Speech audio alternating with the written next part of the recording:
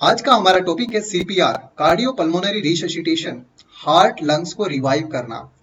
अब हर थोड़े सालों में अमेरिकन हार्ट एसोसिएशन AHA कुछ न कुछ नया अपडेट देता है। जो लास्ट जो हुआ है वो 2020 में हुआ है, इसके बाद कोई अपडेट नहीं हुआ है। और हमारे सारे एग्जाम्स में कम से कम 2 से 3 क्वेश्चन आते ही है कि कंप्रेशन ब्रीथ का रेशो कितना होता है अलग अलग एज ग्रुप में। इन्फेंट में कितना होता है, चाइल्ड में कितना होता है, एडल्ट में कितना होता है। सपोज एक पेशेंट को ऊंची बिल्डिंग से गिर गया है तो उसका एयरवे ओपन करने का तरीका कौन सा होगा, कितना इंच सेंटीमीटर डेप्थ कंप्रेशन दबाना है। इसके अलावा यदि पेशेंट को इंट्यूबेट कर देते हैं तो रेट कितनी होती है। इस तरीके के जो सारे डाउट्स हैं वो आज की इस वीडियो में हम क्लियर करेंगे। अब सबसे इंपॉर्टेंट बात आती है कि सीपीआर कब करना पड़ता है, सीपीआर का इंडिकेशंस क्या है। तो पहला आता है कार्डियक अरेस्ट और दूसरा होता है रेस्पिरेटरी अरेस्ट। कार्डियक अरेस्ट किन केस में होता है, वेंट्रिकुलर फिब्रिलेशन में, पल्सलेस वेंट्रिकुलर टैकीकार्डिया में, एसिस्टोल जिसमें कंप्लीट स्ट्रेट लाइन आ जाती है। इसके अलावा होता है पल्सलेस इलेक्ट्रिकल एक्टिविटी तो है बट पल्स फील नहीं होती है, तो इन केस में सीपीआर की जरूरत होती है। और रेस्पिरेटरी अरेस्ट जहां पे रेस्पिरेशन नहीं हो रहा है, कभी कभी ध्यान रहे कि हार्ट तो काम कर रहा होता है पर रेस्पिरेशन नहीं होता है, तो उस टाइम में सिर्फ और सिर्फ हम ब्रीथ देते हैं, ना कि कंप्रेशन करते हैं। अब आता है कि क्यों किया जाता है, पर्पस क्या है। तो मेनली जो वाइटल ऑर्गन ब्रेन है उसको ऑक्सीजन की सप्लाई देना, ब्लड सप्लाई देना, और दूसरा हार्ट खुद को भी ब्लड सप्लाई और ऑक्सीजन देना मेन पर्पस है सीपीआर का। अब एक क्वेश्चन काफी लोगों को डाउट्स होता है कि एबीसी है या सीएबी है। तो अमेरिकन हार्ट एसोसिएशन की जो गाइडलाइन है उसके अकॉर्डिंग 2010 से पहले ये एबीसी था, क्या, एयरवे ब्रीथिंग कंप्रेशन। पर बाद में उनकी रिसर्च और काफी सारे डेटा के बाद इसको सीएबी कर दिया। तो सीएबी का एट प्रेजेंट मतलब क्या होता है, कंप्रेशन सबसे पहले स्टार्ट करेंगे, फिर एयरवे को क्लियर किया जाएगा, फिर ब्रीथिंग किया जाएगा।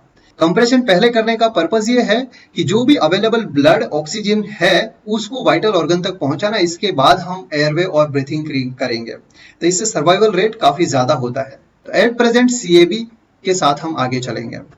सपोज आपके एक कलीग ने एक पेशेंट को आइडेंटिफाई किया है जो कि कार्डियक अरेस्ट में है और आपको हेल्प के लिए बुला रहा है, तो आपको क्या इंस्ट्रूमेंट तैयार करने हैं। तो यदि आप किसी बहुत ही एडवांस अच्छे हॉस्पिटल में काम कर रहे हैं तो एक ये इस तरीके की ट्रॉली होगी, एक इस तरीके का क्रैश कार्ट होगा जो सारा सब कुछ इसमें अटैच है, कि मॉनिटर भी होगा, इसके साथ डिफिब्रिलेटर भी होगा, इंट्यूबेशन की सारी ईटी ट्यूब है, लेरिंजियोस्कोप है, वो सारी चीजें होगी, इमरजेंसी मेडिकेशन के साथ ऑक्सीजन भी है।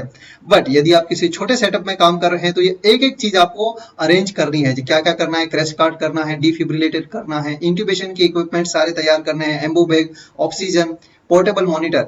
और आज के सीपीआर में हम जो हॉस्पिटल में कभी कोई पेशेंट खुद या उसका रिलेटिव कोलैप्स हो जाता है, हार्ट कार्डियक अरेस्ट हो जाता है, तो उसको किस तरीके से हम सीपीआर देंगे इसके बारे में बात करेंगे। तो पहला है early recognition of the client, कि यदि कोई पेशेंट बेहोश पड़ा मिलता है तो सबसे पहले लाउडली उसको शाउट करना है, उठाने की कोशिश करनी है, थपथपाना है जोर जोर से। काफी बार आजकल ईयरबड्स लगा के भी पेशेंट लेट रहा होता है और आप सीपीआर दे दोगे तो आपके सीपीआर की वजह से पेशेंट की जान जा सकती है। तो बहुत ही लाउडली एवं थपथपाते हुए, जोर जोर से थपथपाते हुए आपको पेशेंट को उठाने की कोशिश करनी है।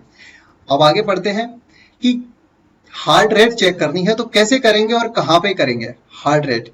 यदि हम किसी एडल्ट पेशेंट को देख रहे हैं तो कैरोटिड पल्स को पाल्पेट की जाएगी। कैरोटिड पल्स कहाँ है, ये यहाँ पे होती है स्टेर्नोक्लेइडोमास्टोइड मसल और बीच में है ये ट्रेकिया, इन दोनों के बीच में हम पाल्पेट करेंगे। ध्यान रखिएगा, इन दोनों के बीच में पाल्पेट किया जाता है कैरोटिड पल्स।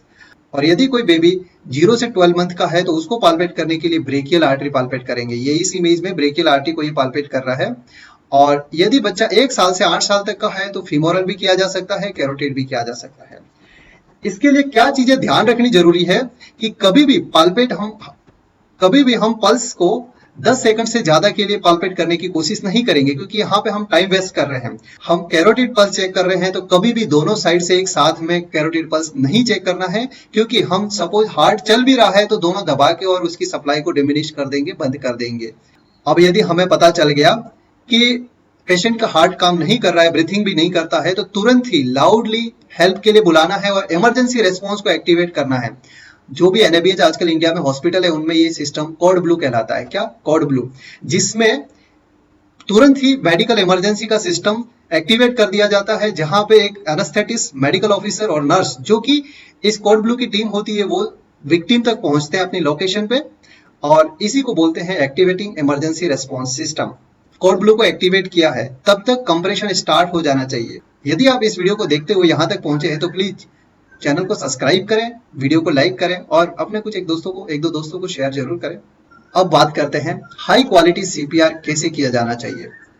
तो सबसे पहले पेशेंट अब आपने ऑब्जर्व किया है और वो पेशेंट लेटा है साइडलाइन पोजीशन में, तो सबसे पहले पेशेंट को सुपाइन पोजीशन में लेटाना है।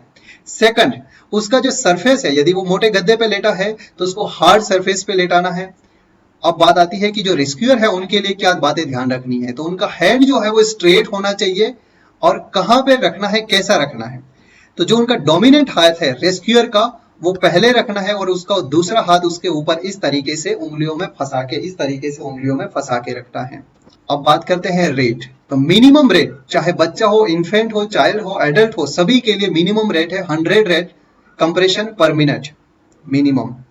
अब अभी की जो गाइडलाइन है उसमें 100 to 120 कहा गया है, बट मिनिमम 100 होना चाहिए। क्वालिटी क्या क्या होनी चाहिए कि कंप्लीट, ऐसे आटा लगा रहे हैं ऐसे ऐसे नहीं करना है कभी भी। हार्ट पे कंप्रेशन कंप्लीट स्ट्रेट जाना चाहिए। इसके बाद रिकॉइल के लिए टाइम देना है, फटाफट, बहुत 100 से ज्यादा की स्पीड भी नहीं होनी चाहिए जिससे ऐसा होगा कि रिफिल ही नहीं हो रहा, वेंट्रिकल्स में ब्लड आ ही नहीं रहा है, वापस दबा दिया, तो वो इफेक्टिव सीपीआर नहीं होगा। हाथ की पोजीशन ये तो हमने देख लिया कि एडल्ट के लिए ऐसा करना है, बट यदि बच्चा 1 साल से 8 साल तक का है तो एक हाथ से करेंगे और वही जैसे कि एडल्ट को कर रहे हैं उतना ही करना है। यदि हम इन्फेंट की बात करते हैं तो वहां पे हमारे पास दो ऑप्शन होंगे कि 2 फिंगर से भी किया जा सकता है और 2 थंब से भी किया जा सकता है। अगला एक क्वेश्चन बार बार आता है कि कितनी गहराई, डेप्थ तक दबाना है। तो एडल्ट एवं चिल्ड्रन के लिए 2 इंच, इसको सेंटीमीटर में बात करते हैं तो 5 सेंटीमीटर, और इन्फेंट के लिए होगा 1.5 इंच जो कि सेंटीमीटर में 4 सेंटीमीटर होगा। ध्यान रहे यहाँ पे क्वेश्चन बनता है। और वेरी इंपॉर्टेंट, सारे एग्जाम्स में क्वेश्चन जो बनते हैं वो है कि कंप्रेशन और ब्रीथ का रेशियो कितना होना चाहिए। तो एडल्ट में 30:2 रहेगा अभी की गाइडलाइन के हिसाब से, और पहले भी इतना ही था। चाहे रेस्क्यूअर 1 हो या रेस्क्यूअर 2 हो, हमेशा एडल्ट के लिए 30:2 रहेगा। अब बच्चों में कुछ इसका बदलाव है। 8 साल से छोटे बच्चे, चाहे 1 साल का हो या 1 महीने का हो या 1 दिन का हो, उनके लिए गाइडलाइन सेम है। यदि 1 रेस्क्यूअर है तो 30:2 रहेगा और 2 रेस्क्यूअर है तो 15:2 रहेगा। ध्यान रहे, 2 रेस्क्यूअर है तो 15:2 रहेगा। अब इसमें क्या है कि यहाँ पे यदि 2 रेस्क्यूअर है तो 2 मिनट के बाद दोनों रेस्क्यूअर अपनी जगह बदल देते हैं क्योंकि वो खुद भी एक फैटिक थक जाते हैं। अब एक और चीज कि हाथ का प्लेसमेंट कहाँ होना चाहिए। तो एडल्ट एवं बच्चों के लिए, 1 से 8 साल तक के बच्चों के लिए कहाँ पे, दोनों निप्पल्स के बीचों बीच हाथ को पोजीशन करना है, दोनों निप्पल्स और के बीच में। और यदि हम ये इन्फेंट की बात करते हैं तो उसके लिए निप्पल से थोड़ा नीचे, ये यहाँ पे आपको इस इमेज में देख रहा होगा कि निप्पल्स के थोड़ा सा बीच में इन्फेंट में। यहाँ पे भी एक क्वेश्चन 1-2 बार पूछा गया है कि हेड का प्लेसमेंट कहाँ पर होना चाहिए। ये इस इमेज में आप देख रहे हो कि बच्चे को एक हाथ से सीपीआर दिया जा रहा है। क्या बात ध्यान रखनी है कि फटाफट स्पीड ज्यादा नहीं होनी चाहिए, 100 मिनिमम होनी चाहिए और पूरा रिकॉइल होना चाहिए जिससे वेंट्रिकल में रिफिल हो सके और वापस जब कंप्रेशन करे तो उस टाइम ब्लड सप्लाई ऑर्गन को, वाइटल ऑर्गन को मिल सके। सीएबी में हमने कंप्रेशन से रिलेटेड सारी इंपॉर्टेंट बातें सीख ली है। अब दूसरा है एयरवे। एयरवे की क्या, एयरवे को क्लियर करने के लिए क्या करना है। इस मेथड को बोला जाता है हेड टिल्ट चिन लिफ्ट मैनुअर। जब भी के पेशेंट सुपाइन पोजीशन में लेटा है और वो अनकॉन्शियस है तो उसकी जो टंग है वो यहाँ तक आ जाती है और ये जो रेस्पिरेटरी एयरवे है वो ब्लॉक हो जाता है। क्या, ब्लॉक्ड एयरवे हो जाता है। इस केस में क्या करेंगे, हेड टिल्ट, ये माथा है वो पीछे की तरफ दबाया जिसको बोलते हैं हेड टिल्ट, और दूसरी चीज क्या कर रहे हैं, चिन लिफ्ट, ये यहाँ से इसको चिन को लिफ्ट किया। इसके बाद क्या होगा, ये जो एयरवे बिल्कुल क्लियर हो जाएगा, तो इसको बोलते हैं हेड टिल्ट चिन लिफ्ट मैनुअर। अब दूसरा कंडीशन होता है कि यदि कोई पेशेंट हाइट से गिर गया है या फिर सस्पेक्टेड है कि उसको सर्वाइकल इंजरी है, उस केस में हम हेड टिल्ट वाला मेथड नहीं करेंगे और क्या करेंगे, जो थ्रस्ट मैनुअर। यहाँ पे सिर्फ और सिर्फ स्पाइन को बिना मूवमेंट कराए हुए जो को ऊपर उठाने की कोशिश करते हैं। अब इन दोनों को इमेज को ध्यान रखना है। पहले वाला हेड टिल्ट चिन लिफ्ट वाला जहां पे गर्दन को ऐसे झुकाया जा रहा है, जबकि दूसरे वाले में गर्दन को बदलाव नहीं कर रहे हैं, सिर्फ जबड़े को, जो को ऊपर उठाया है, इसीलिए कि सर्वाइकल में और इंजरी बढ़े ना। अब ब्रीथिंग की बात करते हैं तो किस तरीके से एम्बो से कंप्लीट कवर्ड होना चाहिए, कहाँ पे गैप नहीं होना चाहिए नोज के बीच में। और यहाँ पे हमने अभी अभी कंप्रेशन के साथ में ब्रीथिंग रेशियो कितना होना चाहिए एडल्ट में कि हर 30 कंप्रेशन के बाद 2 ब्रीथ जानी चाहिए। बच्चों की बात करें तो 30:2 है, बट यदि 2 रेस्क्यूअर है तो 15:2 ब्रीथ जाना चाहिए।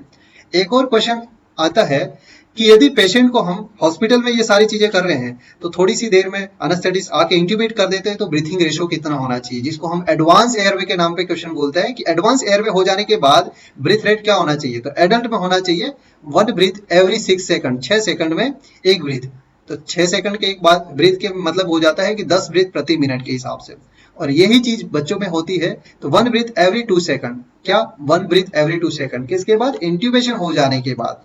यहाँ पे क्वेश्चन पूछता है, संभल के जवाब दीजिएगा। डिफिब्रिलेशन होता है जब पेशेंट का हार्ट काम करना बंद कर देता है और इलेक्ट्रिक शॉक डिलीवर किया जाता है, जो कि ये पेडल सिस्टम है। अब क्वेश्चन बनता है कौन सी कंडीशन में इलेक्ट्रिक शॉक डिलीवर किया जाता है। शॉकेबल रिदम होती है दो, वेंट्रिकुलर फिब्रिलेशन और दूसरी होती है पल्सलेस वेंट्रिकुलर टैकीकार्डिया, जहां पे डिफिब्रिलेट किया जाता है पेशेंट को। और कहा नहीं किया जाता है, एसिस्टोल में कभी भी डिफिब्रिलेट नहीं करते हैं, पल्सलेस इलेक्ट्रिकल एक्टिविटी में भी नहीं करते हैं। अगला एक क्वेश्चन और बनता है कि बाइफेजिक एंड मोनोफेजिक डिफिब्रिलेटर में कितना जूल एनर्जी दिया जाता है। तो मोनोफेजिक में 360 है जो ज्यादा एनर्जी दी जाती है, और बाइफेजिक में 120 टू 200 जूल का एनर्जी दिया जाता है। यदि पेशेंट रिवाइव कर जाता है तो पेशेंट को कार्डियक केयर यूनिट में रखा जाता है, जहां पे कंटिन्यूस ऑब्जर्वेशन के साथ टोटल केयर दिया जाता है। और फिर काफी बार पेशेंट सीपीआर के बाद भी चल के भी जाते हैं।